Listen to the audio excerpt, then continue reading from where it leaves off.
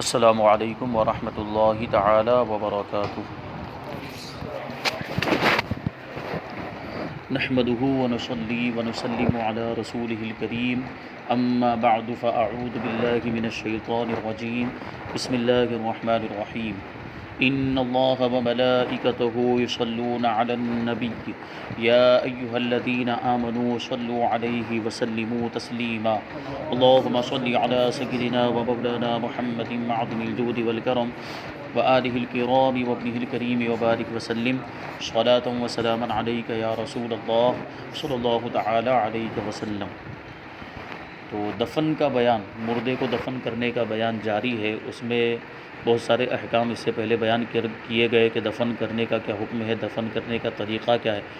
مٹی دینے کا طریقہ کیا ہے، اور دیگر کچھ اور دوسرے مسائل بھی بیان ہوئے۔ اب یہاں ذکر کرتے ہیں زیارت قبور کا کیا حکم ہے۔ زیارت قبور مطلب قبروں کی زیارت کرنا، یعنی سیدھا مطلب ہے کہ قبرستان میں جانا۔ قبرستان میں ہم جاتے ہیں تو عام طور پر کیا کرتے ہیں، وہاں پہ ذکر و اذکار کرتے ہیں، سورتیں پڑھتے ہیں، آیتیں پڑھتے ہیں، یاسین شریف وغیرہ پڑھتے ہیں۔ پھر کیا کرتے ہیں، جو مردے ہیں وہاں پر جو دفن ہیں قبرستان میں، ان کو ایصال ثواب کرتے ہیں۔ بعض اوقات تو ایسا ہوتا ہے کہ خاص طور پر ہم اپنے مرحومین کو ایصال ثواب کرتے ہیں۔ جو ہمارے گھر کے مرحومین ہے، کسی کے والد صاحب ہیں تو کسی کے دادا ہیں یا کوئی بھی رشتہ دار ہیں، تو پہلے ان کے نام سے ایصال ثواب خاص طور پر کرتے ہیں، اور عام طور پر سارے مرحومین کو ایصال ثواب کرتے ہیں، اور ایسا کرنا بھی چاہیے۔ یعنی قبرستان گئے ہیں تو اس کا یہ مطلب نہیں کہ صرف اپنے مرحومین کو ایصال ثواب کر کے آ گئے۔ جو کچھ بھی ہم نے وہاں پہ پڑھا یا پہلے گھر سے پڑھ کر گئے ہیں، اور وہاں پہ جا کر کچھ اور بھی پڑھا، درود شریف وغیرہ بھی پڑھا، وہ سارے مرحومین کو، اور اس قبرستان کے مرحومین کو بھی اور دیگر مرحومین کو بھی شامل کر لیں۔ تو جتنے زیادہ لوگوں کو شامل کریں گے اتنی زیادہ اس کی قبولیت کی امید بڑھ جاتی ہے، جتنے زیادہ لوگوں کو اس میں شامل۔ اسی وجہ سے آپ دیکھیں تو قرآن مجید کے اندر بھی جو دعائیں آئی ہیں، جو دعائیں سکھائی گئی، جن کی تعلیم دی گئی، اس میں جمع کے الفاظ ہیں۔ جمع کا مطلب بہووچن کے الفاظ استعمال کیے گئے، جیسے ربنا آتینا فی الدنیا، اے اللہ، اے ہمارے پروردگار، تو ہمیں عطا فرما، مجھے عطا فرما نہیں ہے، ہمیں عطا فرما، یعنی سب کو شامل کیا اس میں، کیونکہ سب کو شامل کرنے میں اب سارے مومنین اس میں آ گئے۔ اب مومنین میں کچھ نیک لوگ بھی ہوں گے، نمازی بھی ہوں گے، روزوں کے پابند بھی ہوں گے، اور کچھ تو ایسے بھی ہوں گے جو اللہ کے ولی ہوں گے۔ تو جب ہم نے سب کو شامل کر لیا تو وہ لوگ بھی شامل ہو گئے، تو ممکن ہے اللہ تبارک و تعالیٰ ایسے لوگوں کی برکت سے ہماری دعا کو قبول فرما لے۔ جبکہ ہم صرف اپنے نام کو لیتے اس میں، یا صرف اپنے تعلق سے دعا کرتے مجھے عطا فرما، تو ہماری کیا اوقات، ہم تو سر سے پاؤں تک گناہوں میں ڈوبے ہوئے ہیں، اتنی ہماری بری حالت ہے۔ تو یہ کیسے کہا جا سکتا ہے کہ ہم اتنے بڑے گنہگار ہوں، ہماری دعا قبول ہی ہو جائے گی؟ یہ الگ بات ہے کہ اللہ رحمان و رحیم ہے، گنہگار ہونے کے باوجود بھی دعا قبول فرما لے، یہ اس کے فضل و کرم کی بات ہے۔ لیکن اس طرح کرنے سے، یعنی لوگوں کو شامل کر لینے سے، اس کی قبولیت کی امید بڑھ جاتی ہے۔ تو زیارت قبور میں بھی اگر ہم گئے ہیں، ایصال ثواب وغیرہ کر رہے ہیں، تو سب کو شامل کر لینا چاہیے۔ تو قبروں کی زیارت کرنا یہ مستحب ہے۔ ہر ہفتے میں ایک دن زیارت کرے، یعنی کم سے کم، روزانہ جاتے ہیں تب بھی کوئی حرج نہیں، ہفتے میں ایک دن زیارت کرے، جمعہ یا جمعرات یا ہفتہ یعنی سنیچر یا پیر کے دن مناسب ہے، کیونکہ یہ برکت والے دن ہوتے ہیں، نسبتیں ان دنوں کو حاصل ہیں۔ اور سب میں افضل جو دن ہے وہ جمعہ کا دن ہے، اور وقت جو ہے وہ صبح کا وقت ہے، یعنی جمعہ کے دن صبح کے وقت حاضر ہو۔ اولیاء کرام کے مزارات طیبہ پر سفر کر کے جانا بھی جائز ہے، یعنی سفر کر کے خاص طور پر اولیاء کرام کے مزارات پر حاضری دینے کے لیے جانا، بلکہ مناسب اور بہتر تو یہی ہے کہ اگر صرف ہم تفریح کے لیے بھی کہیں جا رہے ہوں، صرف اگر گھومنے کے لیے بھی اگر جا رہے ہوں، تو نیتیں درست کر لیں۔ مان لیجئے کہ کہیں ہم جیسے مثال کے طور پر احمد آباد گھومنے کے لیے جا رہے ہیں، اب احمد آباد میں کتنے سارے مزارات موجود ہیں، بڑے بڑے اولیاء کرام کے مزارات، بلکہ احمد آباد کو مدینۃ الاولیاء کہا جاتا ہے، اولیاء کا شہر کہا جاتا ہے۔ تو اگر ہم جا رہے ہوں تو مزارات کی نیت کر لیں کہ ہم مزار پہ حاضری دینے کے لیے جا رہے ہیں، ضمناً یعنی اس کے تحت ہم گھوم بھی لیں گے، دوسرے مقامات پر بھی حاضر ہو جائیں گے، خریدی بھی کر لیں گے، دیگر چیزیں بھی ہو جائے گی، لیکن اصل مقصد اپنا کیا بنائیں، اصل نیت مزارات پر حاضری کی، کہ اولیاء کرام کی بارگاہ میں حاضری دیں گے، تو یہ سفر ہمارا یہ خیر و برکت والا سفر ہو جائے گا، یہ نیک کام میں شمار ہوگا، اور اللہ تعالیٰ اس پر ثواب بھی عطا فرمائے گا کہ صالحین کی بارگاہ میں حاضر ہونے کے لیے ہم جا رہے ہیں، نیک لوگوں کی بارگاہ میں حاضر ہونے کے لیے جا رہے ہیں۔ جیسے وہ واقعہ آپ لوگوں نے سنا ہوگا کہ ایک شخص جس نے 99 قتل کیے تھے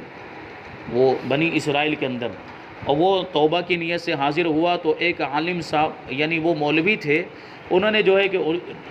علم اتنا نہیں تھا، اس نے پوچھا کہ میں نے 99 قتل کیے تو کیا میری توبہ قبول ہوگی؟ تو وہ چونکہ علم اتنا زیادہ نہیں تھا ان کے پاس، تو انہوں نے جواب دیا کہ 99 قتل کرنے کے بعد تو توبہ کی امید کرتا ہے؟ ہرگز تیری توبہ قبول نہیں، اتنا بڑا گنہگار ہے، کیسے تیری توبہ قبول ہو سکتی؟ جبکہ اللہ رحمن الرحیم ہے، جتنا بھی بڑا گناہ، ان اللہ یغفر الذنوب جمیعا، اللہ سارے گناہوں کو معاف فرماتا ہے۔ توبہ کرنے والا بھی ویسا ہونا چاہیے، دل سے توبہ کرے، خلوص نیت کے ساتھ کرے، تو پھر اللہ تبارک و تعالیٰ بڑے سے بڑا گناہ بھی معاف فرما دیتا ہے۔ تو انہوں نے ایسا کہا تو پھر اس کو اور غصہ آیا تو اس نے ان کو بھی قتل کر دیا، تو 100 مکمل ہو گئے، 99 تھے،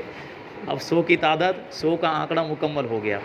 اب ایک عرصہ گزرا اور پھر دوبارہ اس کے دل میں خیال آیا کہ مجھے پھر توبہ کرنی چاہیے، ندامت و شرمندگی پیدا ہو، اور اس کو احساس ہوا کہ میں بہت بڑا گنہگار ہوں۔ تو اب گیا اور اب کی بار جب پہنچا ہے تو ایک عالم کامل کے پاس پہنچا جن کا علم مکمل تھا۔ اب ان کے پاس پہنچا تو وہ کیا کہتے ہیں، ان کو پوچھتا ہے کہ میں نے 100 قتل کر دیے ہیں تو کیا میری توبہ قبول ہوگی، اللہ تعالیٰ میرے گناہ کو معاف فرمائے گا؟ تو وہ ارشاد فرماتے ہیں کہ یہ تو کچھ بھی نہیں، اس سے بڑا بھی کوئی گناہ کیا ہوتا تو اللہ وہ بھی معاف فرما دیتا۔ اللہ کی رحمت سے مایوس نہیں ہونا چاہیے۔ تم ایک کام کرو، وہ عالم صاحب نے اس کو مشورہ دیا کہ تم ایک کام کرو کہ یہاں سے تم بیت المقدس چلے جاؤ،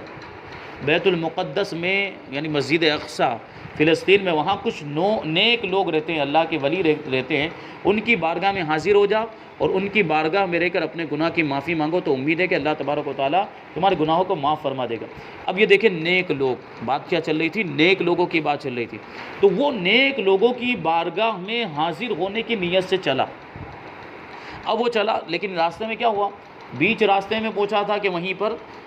موت کا فرشتہ آ گیا اور اس کا انتقال وہیں پر بیچ راستے میں ہو گیا۔ اب کیا ہوا، بیچ راستے میں تو رحمت کے فرشتے بھی آ گئے اور عذاب کے فرشتے بھی آ گئے۔ عذاب کے فرشتے کہہ رہے ہم اس کو جہنم میں لے کے جائیں گے، بہت بڑا گنہگار تھا، 100 قتل کر چکے تھے۔ اور رحمت کے فرشتے کہنے لگے کہ اگرچہ اس نے 100 قتل کیے لیکن توبہ کے ارادے سے جا رہا تھا یہ، اور نیک لوگوں کی بارگاہ میں حاضر ہونے کے لیے جا رہا تھا، اس کے حقدار ہم ہیں، ہم اسے جنت میں لے کے جائیں گے۔ اب یہ فرشتے آپس میں جھگڑ رہے ہیں، اس کا مرتبہ تو دیکھیں،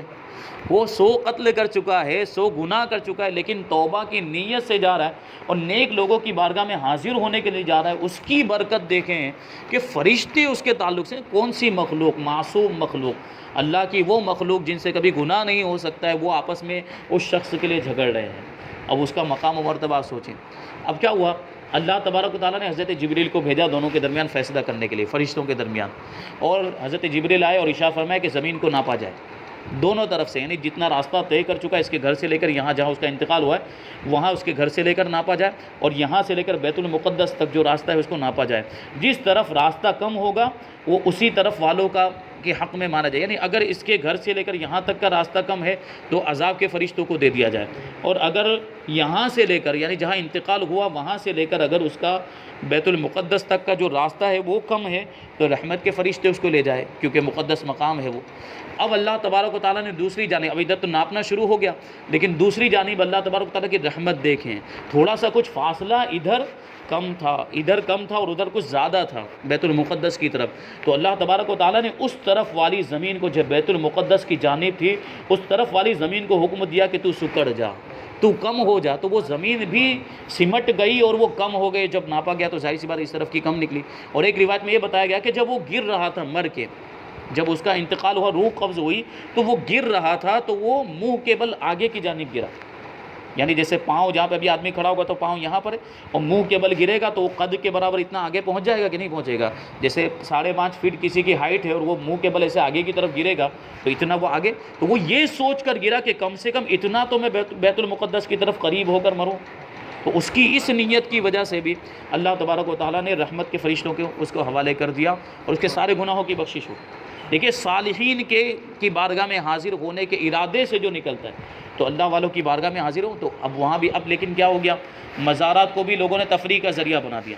گھومنے پھرنے کی جگہ سمجھ لیتے ہیں بس، وہ ایسی تو جگہ ہے نہیں کہ جہاں گھومنے پھرنے کے لیے جایا جائے، وہاں برکت حاصل کرنے کے لیے جائیں، وہاں فیض حاصل کرنے کے لیے جائے کہ اللہ کے نیک ولی کی بارگاہ ہے، وہاں اس نیت سے جائیں کہ ان کی وسیلے سے دعا کریں گے تو اللہ ان کے وسیلے سے دعا کو قبول فرمائے گا، ہماری حاجتیں پوری ہوں گی، ہماری ضرورتیں مرادیں پوری ہوں، اس نیت سے جایا جائے۔ تو اللہ تبارک و تعالیٰ اس کی برکت بھی عطا فرمائے گا۔ لیکن ہوتا کیا، گھومنے کی نیت سے جاتے ہیں، اور پھر خرافات بھی اتنے ہوتے ہیں مزارات پر، اور مزارات پر عورتیں بھی جمع ہیں، مرد بھی جمع ہیں، بدنگاہی ہو رہی ہے اور دیگر معاملات ہو رہے ہیں۔ اسی وجہ سے تو اعلیٰ حضرت رضی اللہ تعالیٰ عنہ نے منع فرمایا، عورتوں کو مزارات پر حاضری دینا منع ہے۔ وہ جائیں گی تو ظاہر سی بات، مرد حضرات تو پہلے سے جاتے ہی ہیں، تو وہاں مرد بھی جمع ہو گئے، عورتیں بھی جمع، اب گناہ ہو رہے ہیں۔ ہم نے کئی مزارات پر دیکھا ہے کہ باقاعدہ ڈیٹ دی جاتی ہے، مطلب ملاقات کے لیے ٹائم اور وقت دیا جاتا ہے کہ فلاں وقت فلاں مزار پر اس وقت پہنچنا ہے، اپنی ملاقات ہوگی۔ یہ کیا ہو رہا ہے؟ اتنا مقدس مقام، اللہ کے ولی کی بارگاہ، اللہ کا مزار ہے، وہاں یہ خرافات ہو رہے ہیں، اتنا بڑا گناہ ہے۔ اب آپ سوچیں، یہ ہونا چاہیے مزار پر، مزار تو اتنی مقدس، تو اس طرح اس کے تقدس کو پامال کیا جاتا ہے۔ تو یہ جو ہمارے علماء نے، بزرگوں نے جو منع فرمایا، تو اس میں حکمتیں ہیں، ان کی دور اندیشی، وہ دیکھ رہے تھے کہ کیسے کیسے گناہ بھی آگے جا کے ہونے والے۔ مزارات پر آپ کو کیا بتایا جائے، کچھ باتیں تو ایسی ہیں کہ جو بتائی بھی نہیں جا سکتی۔ بعض مزارات پر تو جو مسافر خانے بنے ہوتے ہیں، اور مسافر خانے میں تو ہر کسی کو آنے کی اجازت ہوتی ہے، کوئی بھی آ جائے، بس مسلمان بلکہ غیر مسلم بھی آ جاتے ہیں کبھی کبھی، اور مسافر خانے میں آ کر ٹھہرے ہوئے ہیں۔ تو ایسے مسافر خانے جو بعض مزارات کے احاطے کے اندر ہوتے ہیں، وہاں پر کچھ ایسی خواتین بھی آ کر ٹھہرتی ہیں جو جسم فروش ہوتی ہیں، جسم بیچنے والی ہوتی ہیں۔ تو اب سوچیں، مزارات پر یہ سب بھی ہوتا ہے۔ یہ ذاتی تجربہ یہ ہوا ہے، ہم نے اپنی نگاہوں سے دیکھا ہے۔ بعض مزارات کا نام نہیں لیں گے، ورنہ کیونکہ مقدس مقام ہے، اب اس کا نام لے کر بدنام کرنا یہ مناسب نہیں۔ تو ایسا بھی ہوتا ہے، آپ کو معلوم ہونا چاہیے۔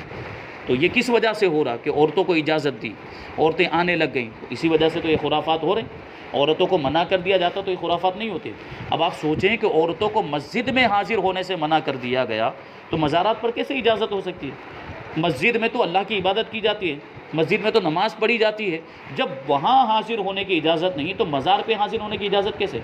حضرت فاروق اعظم رضی اللہ تعالیٰ عنہ کے دور میں یہ ممانعت ہوئی، عورتوں کو مسجد میں آنے سے حضرت فاروق اعظم نے منع فرما دیا، جبکہ اس سے پہلے مسجد میں عورتیں آتی تھیں، حضور کے زمانے میں بھی آتی تھیں۔ تو فاروق اعظم پر کیا کوئی یہ اعتراض کر سکتا ہے کہ حضور کے زمانے میں آتی تھی، آپ نے کیوں منع کیا؟ کہ آپ حضور کی مخالفت کی کیا یہ کوئی کہہ سکتا ہے؟ ہرگز نہیں کہہ سکتا۔ وہ خلیفۃ الرسول ہیں، وہ امیر المؤمنین، وہ صحابی رسول ہیں، انہوں نے کچھ ایسا دیکھا ہوگا تبھی تو منع کیا۔ انہوں نے دیکھا تھا کہ، اور ان سے جب پوچھا گیا تو ہوا کیا تھا کہ حضرت فاروق اعظم نے جب منع کر دیا تو کچھ لوگ حضرت ام المؤمنین عائشہ صدیقہ رضی اللہ تعالیٰ عنہا کے پاس پہنچے، اور پہنچنے کے بعد کہنے لگے کہ فاروق اعظم نے عورتوں کو مسجدوں سے منع کر دیا، مسجد میں آنے کے لیے ان کو جو ہے کہ اب اجازت نہیں ہے۔ تو ام المؤمنین حضرت عائشہ صدیقہ رضی اللہ تعالیٰ عنہ نے جواب دیا کہ، اب وہ سوال کرنے والوں نے یہ کیا کہ وہ تو حضور کے زمانے میں تو عورتیں آتی تھیں، وہ فاروق اعظم نے منع کر دیا۔ تو ام المؤمنین نے جواب دیا کہ اگر حضور بھی وہ دیکھتے جو عمر نے دیکھا ہے تو حضور بھی منع کر دیتے۔ یعنی اس زمانے میں حضرت فاروق اعظم کے زیادہ زمانہ نہیں گزرا تھا، حضور کے زمانے سے فاروق اعظم کا زمانہ، یعنی ان کی خلافت کا جو دور ہے وہ بہت بعد کا دور نہیں ہے۔ حضرت ابوبکر صدیق کو تقریباً 2.5 سال، اس کے بعد فاروق اعظم کا دور ہے۔ تو اس دور کے اندر فاروق اعظم رضی اللہ تعالیٰ عنہ فرماتے ہیں کہ عورتوں نے زینت کو ظاہر کرنا شروع کر دیا تھا، خوب زیادہ سجنا سورنا شروع کر دیا اور زینت اختیار کرنا، اور اسی طریقے سے زینت اختیار کر کے وہ مجمع میں بھی جانے لگی، مسجدوں میں بھی آنے لگی۔ تو ظاہر سی بات ہے، کوئی عورت سج سور کے مردوں کے سامنے آئے گی تو فتنہ ہوگا کہ نہیں ہوگا؟ تو اسی وجہ سے فاروق اعظم نے منع کر دیا۔ اب آپ سوچیں کہ اس زمانے میں جب فتنے کا اندیشہ تھا تو اس زمانے میں کتنا اندیشہ ہوگا فتنے؟ اس زمانے میں تو پھر بھی وہ صحابیات تھیں،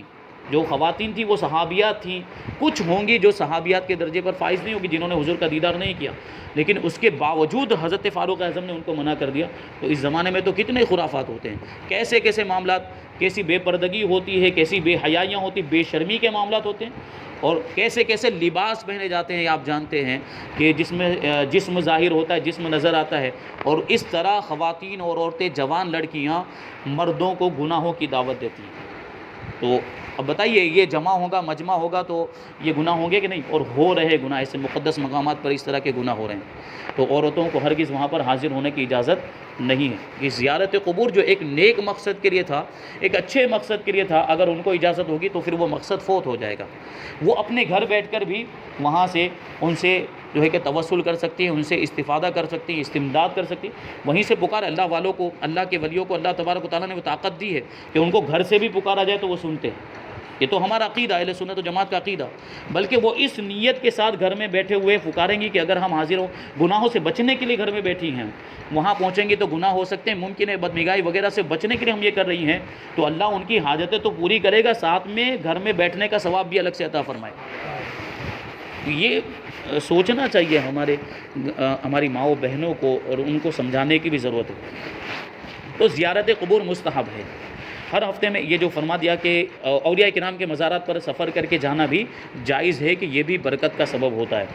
اور وہ اپنے زائر کو نفع پہنچاتے ہیں، یعنی اولیاء کرام اپنی زیارت کرنے والوں کو جو وہاں پہ پہنچتے ہیں ان کا نفع پہنچاتے ہیں۔ اور آگے وہی فرما رہے ہیں کہ عورتوں کو زیارت قبول کے لیے جانا منع ہے، بس وجوہات ساری وہی جو میں نے ابھی بیان کی، یعنی جیسے جیسے زمانہ ترقی کرتا جا رہا ہے، بے حیائیوں اور بے شرمی کے کام بھی ویسے، اور خرافات بھی ویسے ہی ترقی کر رہے ہیں، تو یہ سب ہو رہا ہے مزارات میں۔ اب زیارت قبور کا طریقہ کیا ہے؟ قبروں کی زیارت کا طریقہ فرماتے ہیں کہ زیارت قبر کا طریقہ یہ ہے کہ پائنتی کی جانب سے جا کر میت کے منہ کے سامنے کھڑا ہو جائے، پائنتی کی جانب جدھر میت کے پیر ہے ادھر سے جائے، اور جس طرف اس کا چہرہ یعنی قبلے کی دیوار کی طرف سے اس طرح جائے، اور یوں کھڑا ہو جائے، یعنی قبلے کی طرف پیٹ کرے گا تو اس کا چہرہ میت کے منہ کی طرف ہو جائے گا، اس طرف وہ کھڑا ہو جائے، سرہانے سے نہ آئے اس طرف سے، یعنی جس طرف اس کا سر ہوتا ہے وہاں سے نہ آئے، کہ یہ باعث تکلیف ہے، یعنی مردے کے لیے تکلیف کا سبب ہے۔ مطلب کیا ہوگا؟ یعنی میت کو گردن پھیر کر ادھر دیکھنا ہوگا جہاں سے وہ آیا ہے،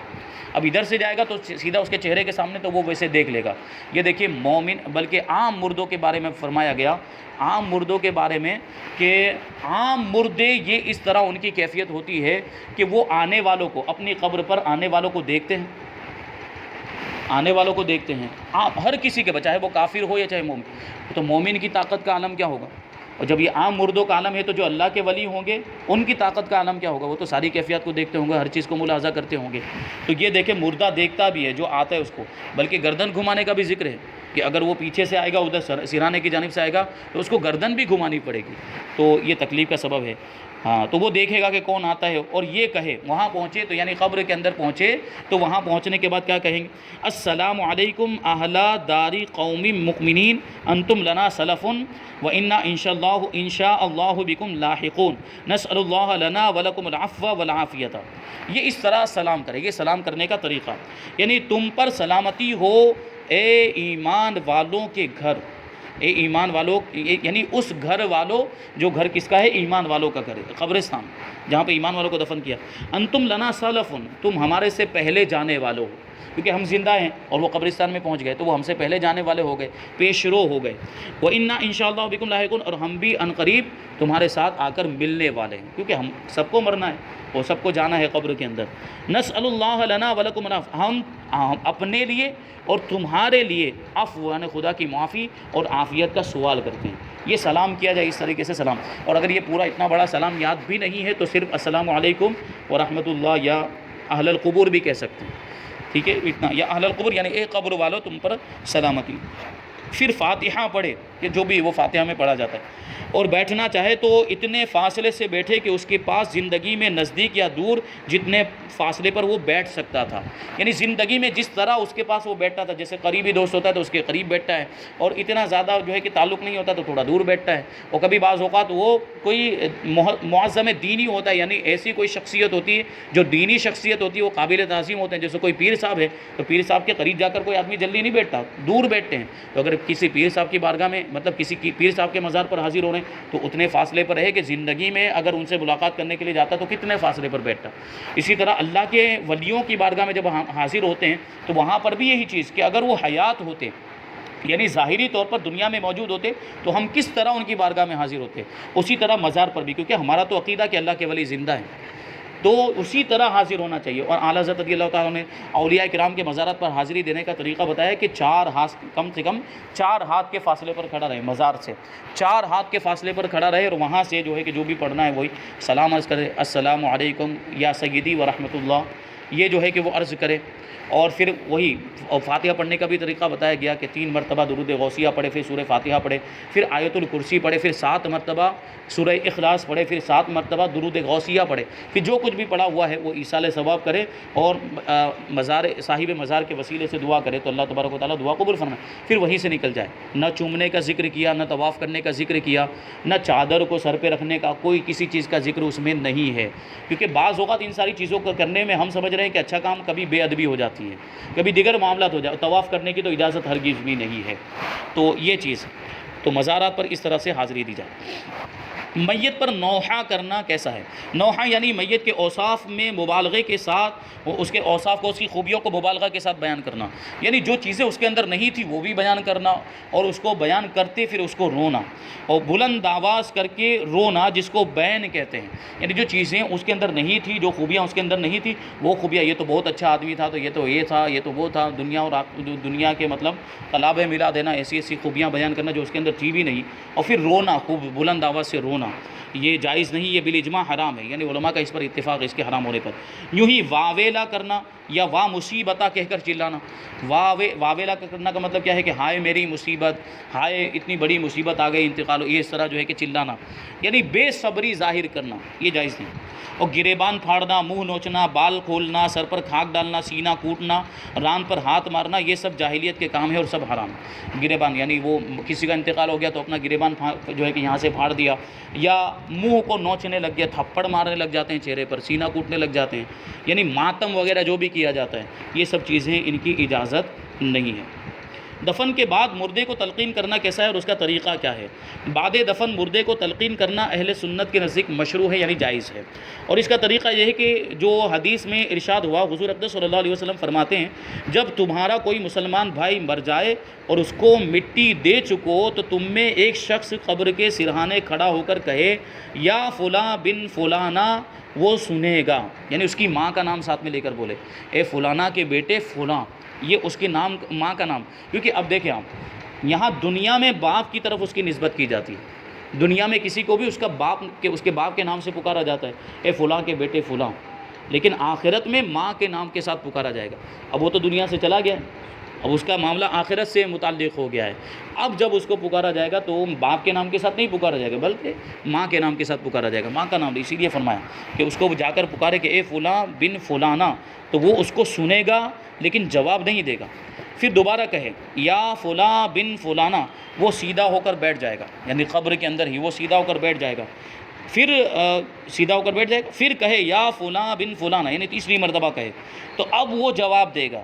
وہ کہے گا، کیا کہے گا؟ ہمیں ارشاد کر، اللہ تعالیٰ تجھ پر رحم فرمائے گا، ہمیں ارشاد کر یعنی ہماری رہنمائی کر، یعنی مردہ اندر سے کہے گا، ہم کو آواز نہیں آتی، میری رہنمائی کر، مجھے کچھ تلقین کر، مجھے کچھ سکھا کہ اللہ تبارک و تعالیٰ تجھ پر رحم فرمائے گا، یہ مردہ اندر سے کہتا ہے، مگر تمہیں اس کے کہنے کی کوئی خبر نہیں ہوتی، یعنی وہ جو اندر جو ہم کو کہتا ہے ہمیں اس کی آواز نہیں آتی، بلکہ یہ ساری چیزیں پوشیدہ رکھی گئی، قبر کے حالات، قبر میں جو عذاب ہوتا ہے، قبر میں مردہ چلاتا بھی ہے، اس کو تکلیف بھی ہوتی ہے، اور اس کی جو کیفیت ہے وہ ثقلین، یعنی ثقلین سے پوشیدہ رکھی گئی، انسان اور جنات سے اس کی جو ہے کہ کیفیت پوشیدہ رکھی گئی، باقی دیگر مخلوقات جتنی بھی ہیں وہ سب ان کو جانتی ہے، قبر میں کیا عذاب ہو رہا ہے، قبر میں جو چلاتے ہیں وہ سب ان کی آوازیں جانور سنتے ہیں، کہ بعض اوقات نہیں جانور چلاتے ہیں، جانور روتے ہیں، یہ ان کو ایسی چیزیں نظر آتی ہیں، یہ عذاب ہو رہا ہے یا یہ سب ہو رہا ہے، اس طرح کی چیزیں، بلاؤں آفتوں کو وہ دیکھتے ہیں جانور، تو جیسے کتے وغیرہ نہیں کبھی روتے ہیں تو ان کو سب نظر آتا ہے، انسانوں کو نظر نہیں آتا، جنات کو بھی نظر نہیں آتا، ان پر وہ چیزیں پوشیدہ نہیں، کیونکہ اگر یہ چیزیں یعنی عذاب کی کیفیت اور جو بھی قبر میں ہو رہا، یا آواز بھی اگر ظاہر کر دی جاتی، وہ اندر جو چلا رہے ہیں اگر وہ آواز بھی ہم کو سنائی دیتی تو ہمارا جینا دو بھر ہو جاتا، یعنی آدمی پھر خوشی کے ساتھ کبھی جی ہی نہیں پاتا، اس کو خوشی میسر ہی نہیں آتی، ہمیشہ غم میں رہتا،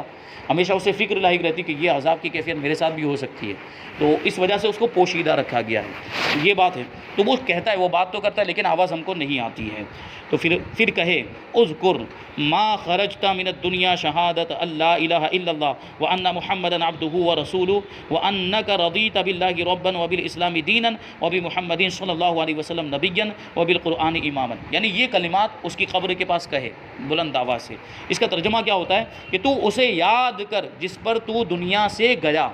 یعنی جن خیالات پر، جن تصورات پر اور جن اعتقادات پر، جو عقائد تیرے تھے، جن عقائد پر تو گیا ہے ان کو یاد کر، اور اس کی تفصیل یعنی یہ گواہی کہ اللہ تعالیٰ کے سوا کوئی معبود نہیں اور محمد صلی اللہ علیہ وسلم اللہ کے بندے اور اس کے رسول ہیں، اور یہ کہ تو اللہ کے رب ہونے پر، اسلام کے دین ہونے پر، محمد صلی اللہ علیہ وسلم کے نبی ہونے پر اور قرآن کے امام یعنی مقتدا اور پیشوا ہونے پر راضی تھا، کیونکہ یہی تو نجات کا ذریعہ ہے، یہی ساری چیزیں تو ایمان ہے، ایمان ایمان کا حصہ ہیں، تو اس طرح اس کو تلقین کی جائے تو وہ اندر جب یہ کلمات کہے گا تو ظاہر سی بات ہے کہ یہ ایمان کی دلیل ہے۔ اور اگر وہ ابھی سوالات نہیں ہوئے ہیں تو سوالات میں آسانی ہو جائے گی، یہ سارے سوالات کے جواب اس کے اندر موجود ہیں۔ نکیرین ایک دوسرے کا ہاتھ پکڑ کر کہیں گے، یعنی جب وہ یہ کلمات بول لے گا قبر والا اندر مردہ، تو نکیرین جو فرشتے سوال کرنے کے لیے آتے ہیں، منکر نکیر، جب یہ باتیں سنیں گے، جب وہ اس کے یہ کلمات کو سنیں گے تو پھر ایک دوسرے کا ہاتھ پکڑ کر کہیں گے چلو ہم اس کے پاس کیا بیٹھیں جسے لوگ اس کی حجت سکھا گئے۔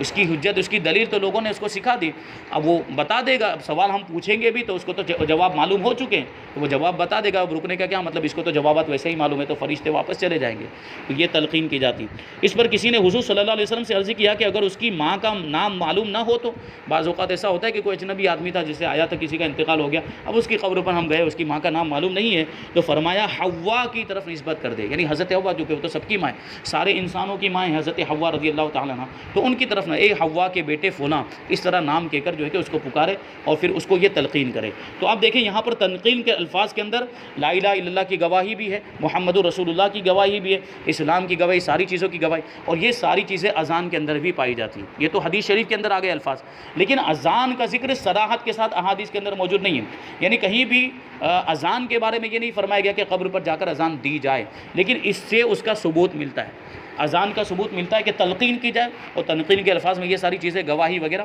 اور اذان میں بھی یہ سب ہوتا ہے، تو اذان بھی دینا جائز ہے۔ اسی وجہ سے علماء نے اس سے استدلال کیا، اور دیگر بہت سی احادیث ہیں جن سے استدلال کرتے ہوئے کہا کہ اذان دی جا سکتی ہے، اس میں کوئی حرج نہیں ہے، اسی وجہ سے تو قبر پر اذان دی جاتی ہے۔ اب یہاں پر دفن کا بیان مکمل ہوا، اب اس کے بعد ایصال ثواب کا بیان ہوگا انشاءاللہ تبارک و تعالیٰ۔ اللہ تعالیٰ ہم سب کو جو کچھ بھی بیان ہوا اس پر عمل کرنے کی توفیق عطا فرمائے۔ وما علینا الا البلاغ۔ السلام علیکم۔